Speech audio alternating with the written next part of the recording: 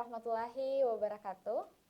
Halo adik-adik semua, bertemu lagi dengan saya Wana Herdiana dalam program Smart School, generasi smart berkarakter cerdas.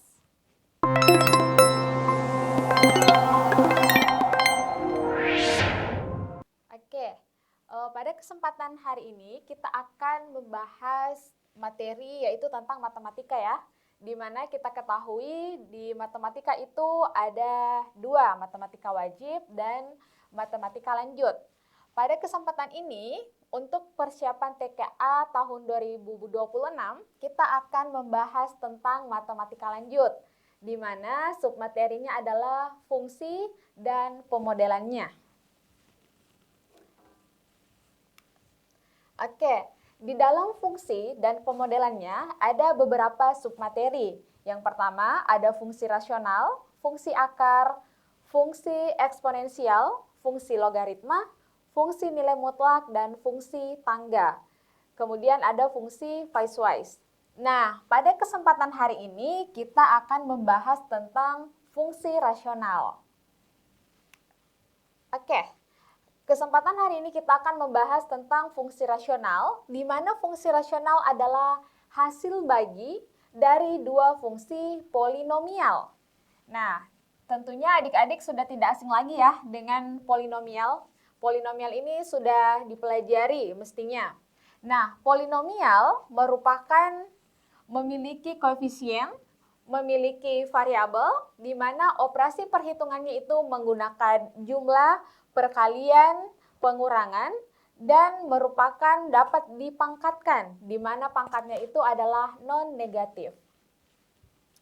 Nah, kemudian fungsi rasional adalah fungsi yang memetakan suatu bilangan real ke bilangan rasional. Nah, bilangan rasional Px per Qx ini merupakan dari polinomial ya, dengan Px dan Qx merupakan suatu polinom dan Qx-nya itu tidak sama dengan 0. Oke, karena Qx-nya ini tidak boleh sama dengan 0 dan Px dan Pq ini kita harus ingat juga bahwa Px dan Qx ini tidak boleh memiliki faktor persekutuan. Jadi di sini tidak boleh memiliki faktor persekutuan.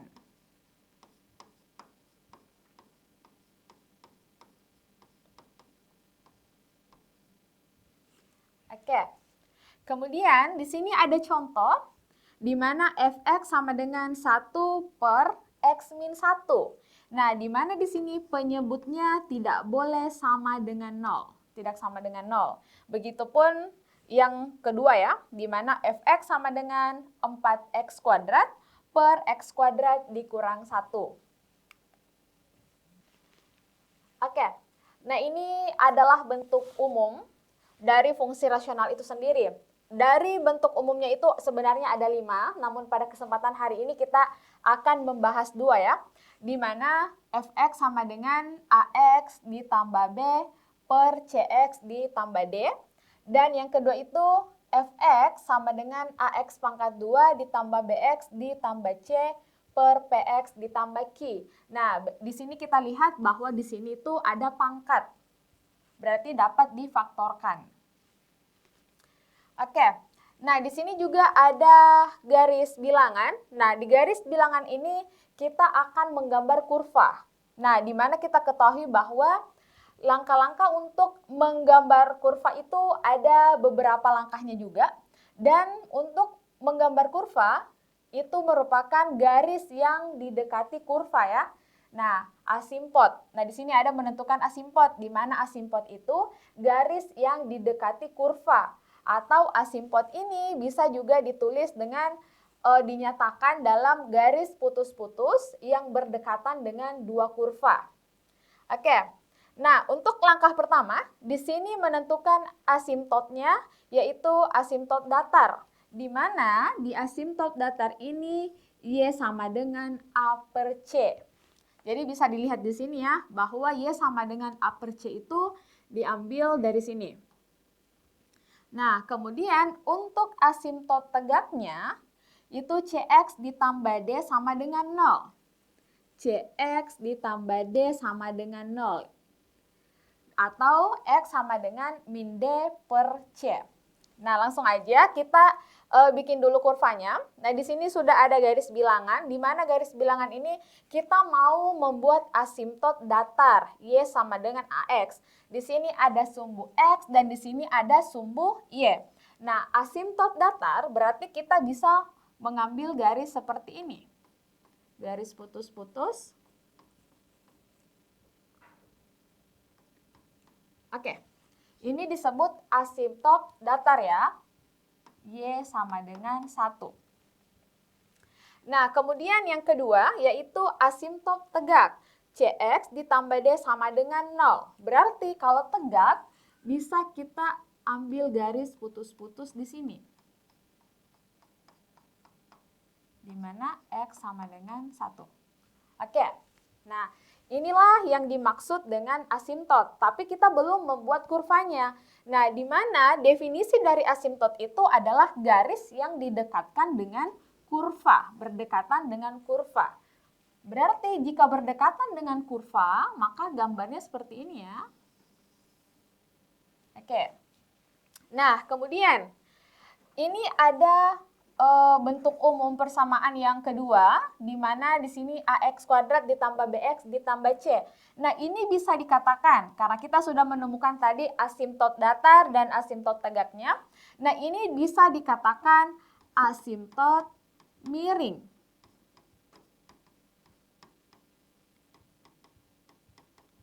Oke. Nah, berarti kalau asimtotnya miring, berarti di sini garis putus-putusnya juga miring ya. Maka dapat ditarik garis seperti ini.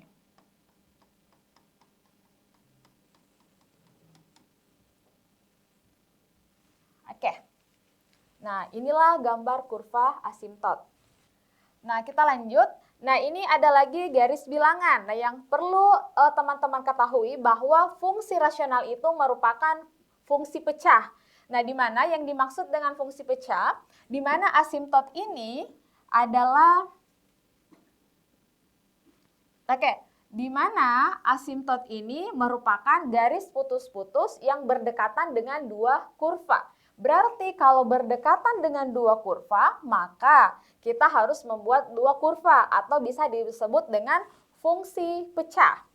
Nah, misalnya di sini kita buat kurva. Terus di sini juga ada kurva. Nah, ini bisa dikatakan bercerminan ya. Nah, inilah yang disebut dengan asimtot ketika memiliki dua kurva seperti ini. Oke, kemudian kita lanjut, yaitu menentukan daerah asal dan daerah hasil fungsi rasional. Nah, daerah asal ini biasa disebut dengan domain. Daerah asal fungsi rasional mencakup himpunan bilangan real yang tidak menyebabkan penyebut bernilai nol di daerah asal sering disebut domain. Berarti dalam penyebutnya ini ada contohnya, tentukan daerah asal dan daerah hasil dari fungsi. Nah, ini ada penyebutnya X dikurang 1, di mana X kurang 1 ini tidak boleh sama dengan 0. Nah, di sini di sini dilihat bahwa mencari pembuat 0 dari penyebut X dikurang 1. Karena di sini tidak boleh sama dengan 0, maka di sini diperoleh X dikurang 1 sama dengan 0, berarti X-nya sama dengan 1. Maka terbukti bahwa di dalam domain itu atau penyebut ini tidak boleh sama dengan 0. Oke ya? Nah, karena pembuat 0 dari faktor X dikurang 1 adalah 1, maka daerah asal itu disebut dengan domain. Fungsi rasional F adalah himpunan semua bilangan real kecuali 1. Oke ya, ini dalam bentuk matematikanya. Nah, selanjutnya menentukan daerah hasil fungsi F atau domain F inverse sama dengan range F.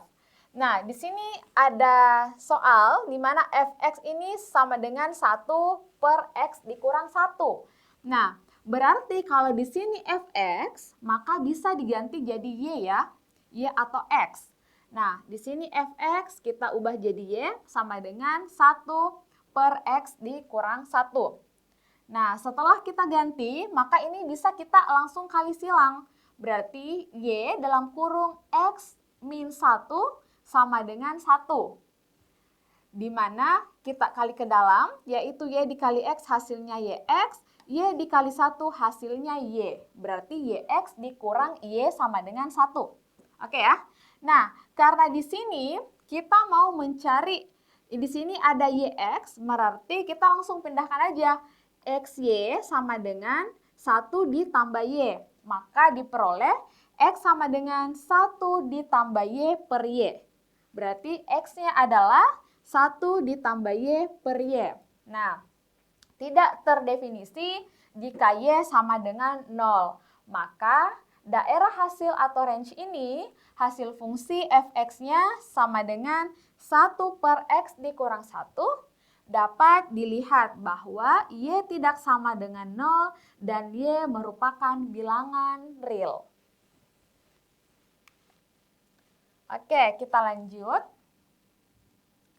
Nah, di sini ada soal tentukan daerah asal dan daerah hasil.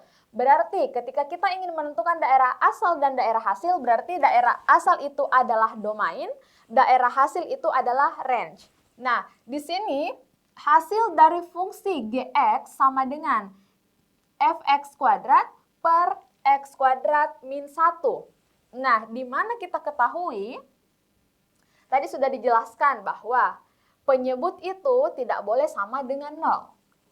Berarti ini tidak sama dengan 0. Berarti untuk mencari domain, langsung aja x2 dikurang 1 sama dengan 0. Oke. Nah, ingat ya, domain itu berarti tidak sama dengan 0. Nah, karena di sini bentuknya pangkat, x pangkat 2, berarti kita faktorkan. Nah, kalau difaktorkan hasilnya adalah x ditambah 1 dikali x dikurang 1 sama dengan 0. Berarti diperoleh bahwa x sama dengan min 1 dan x sama dengan 1. Oke, diperoleh ya bahwa domain fungsi atau DG sama dengan x-nya ini tidak sama dengan min 1 dan x ini tidak sama dengan 1, di mana x adalah elemen bilangan real. Oke. Kita akan menentukan, karena tadi sudah menentukan daerah asal ya atau domain, di sini kita mau menentukan daerah hasil, di mana daerah hasil itu adalah range. Nah, untuk menentukan range-nya, maka di sini gx sama dengan 4x pangkat 2 per x kuadrat dikurang 1. Nah, karena di sini yang kita ketahui adalah gx atau g inverse, maka ini bisa diubah jadi y. Y sama dengan 4x pangkat 2 per x kuadrat dikurang 1.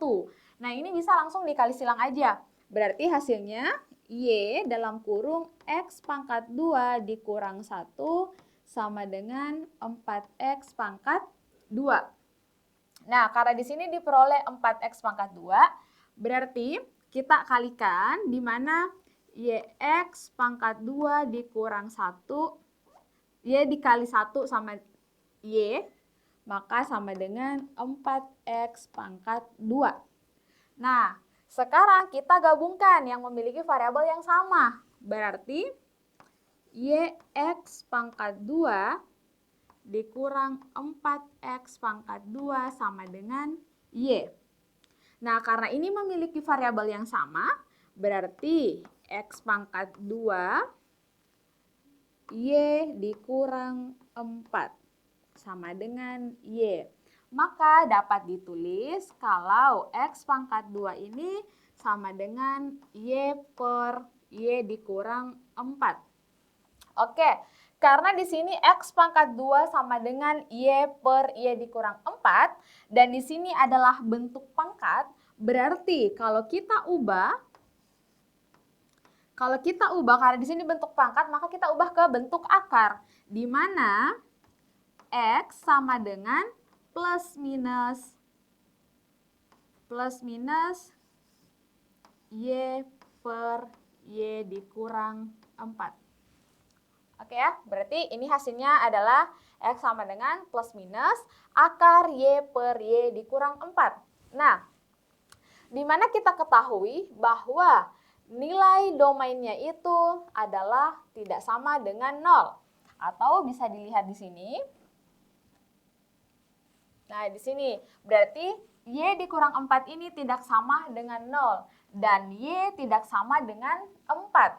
Kemudian, karena di sini penyebutnya bentuknya akar dan penyebutnya adalah Y dikurang 4, karena di sini bentuk akar, ketika di situ bentuk akar, maka Y dikurang 4 ini harus lebih besar dari 0.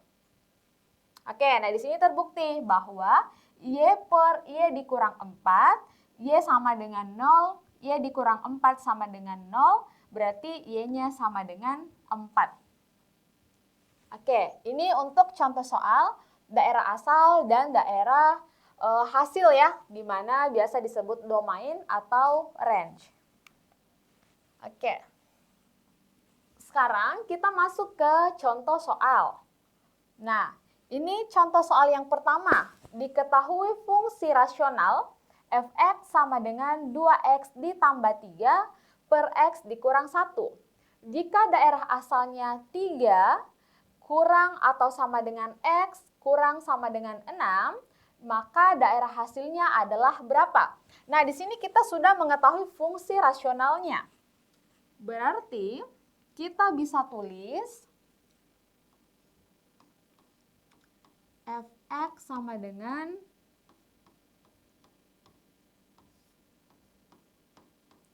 2x ditambah 3, x dikurang 1. Nah, jika daerah asalnya, daerah asal ini ada 3 dan ada 6. Berarti kita cari satu-satu dulu ya, di mana f(x) ini bisa kita ubah jadi f3 sama dengan, berarti nilai x-nya adalah 3. 2 dikali 3 ditambah 3, nilai x di bawah berarti 3 dikurang 1. 3 dikurang 1. Nah, 2 dikali 3, 6, ditambah 3, 9. Berarti 9 per 2. Nah, kira-kira 9 per 2 ini bisa disederhanakan atau tidak? Bisa ya, kalau disederhanakan hasilnya adalah 41 per 2. Oke ya. Nah, karena kita sudah menemukan nilai dari daerah asalnya 3, sekarang kita mencari yang 6. Berarti kalau 6, langsung kita tulis F6 sama dengan, karena X-nya adalah 6, berarti langsung dikali 6. 2 dikali 6 ditambah 3. Berarti penyebutnya adalah 6 dikurang 1. 6 dikurang 1. Nah, 2 dikali 6 adalah 12 ditambah 3, hasilnya adalah 15. 6 dikurang 1 hasilnya 5. Berarti 15 per 5 hasilnya adalah 3. Maka diperoleh di sini F6-nya sama dengan 3 ya. Nah, karena di sini kita mau menentukan daerah hasilnya, yang mau ditentukan adalah daerah hasilnya. Berarti kita melihat yang cocok dengan pernyataan di sini yang mana. Nah, di sini sama-sama 3 ya. 3 itu kurang atau sama dengan Y. Nah, di mana kita lihat bahwa di sini kurang sama dengan ada yang 4, berarti ini salah ya. Ada 4 1 per 4, ini juga salah. 4 1 per 3, ini juga salah ya. Yang kita peroleh adalah 4 1 per 2. Oke, berarti jawabannya adalah D. 3 kurang sama dengan Y atau kurang sama dengan 4 1/2. Nah, kita lanjut ke soal berikutnya. Ini adalah persamaan asimtot. Di sini asimtot ya. Oke. Nah, persamaan asimtot datar f(x) sama dengan 2x dikurang 3 per 5x dikurang 1 adalah. Nah, ketika kita berbicara tentang asimtot, berarti ini adalah inverse. Inverse ya. Ini kita bisa menggunakan dengan cara inverse. Nah, di mana ini bisa kita gunakan dengan cara inverse. Berarti ketika kita inverse kan, maka hasilnya adalah f(x) sama dengan 2x dikurang 3 per 5x dikurang 1. Karena di sini bentuknya f(x), maka bisa diubah menjadi y sama dengan 2x dikurang 3 per 5x dikurang 1.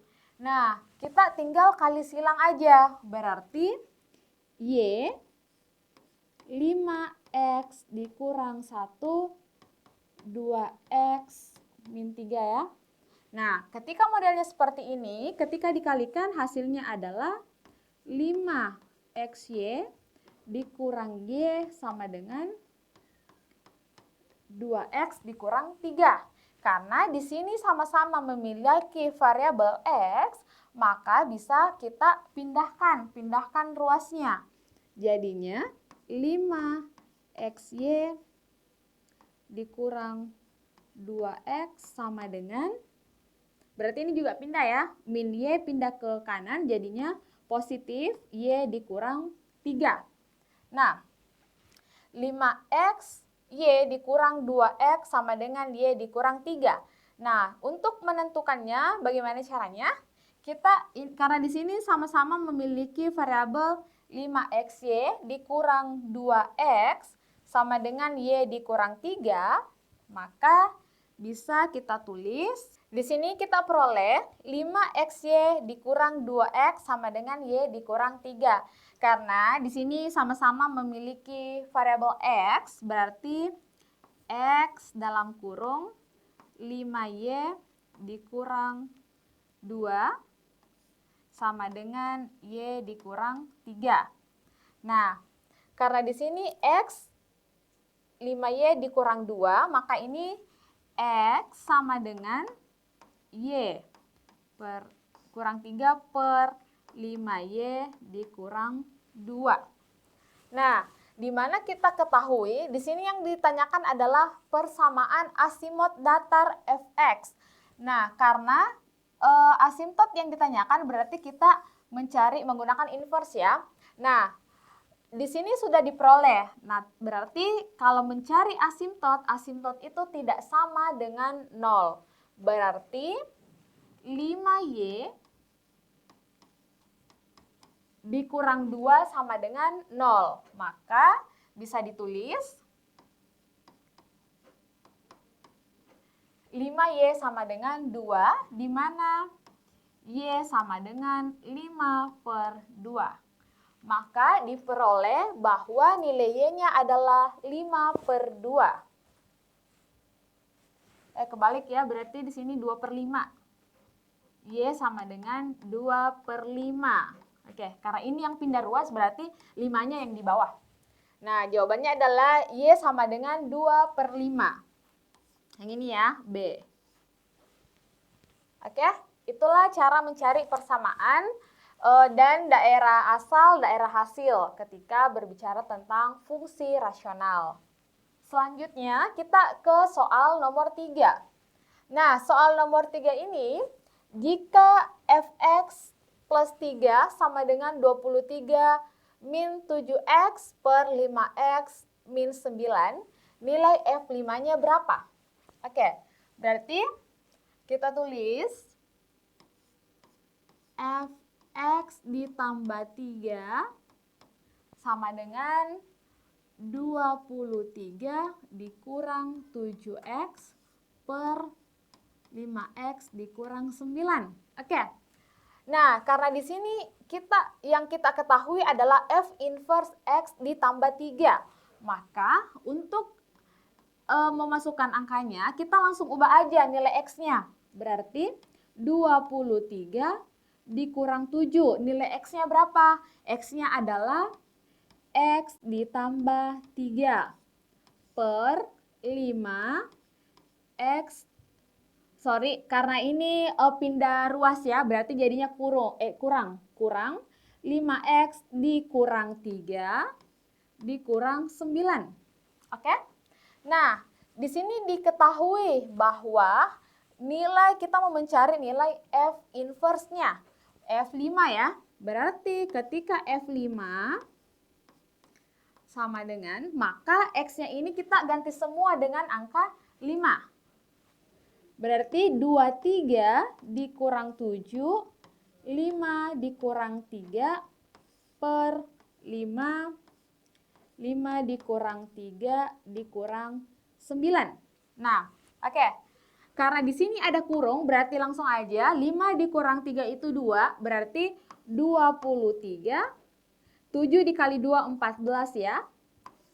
5 dikurang 3 itu 2, 5 dikali 2 berarti 10 dikurang 9. Maka diperoleh hasilnya adalah 9 per 1 atau 9. Nah, diperoleh jawabannya adalah D.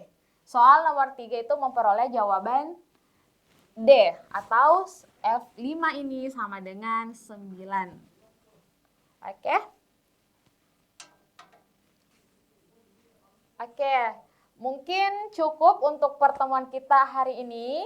Semoga bermanfaat ke depannya untuk persiapan adik-adik melaksanakan TKA. Semoga selalu semangat dalam belajar. Sekian dari saya.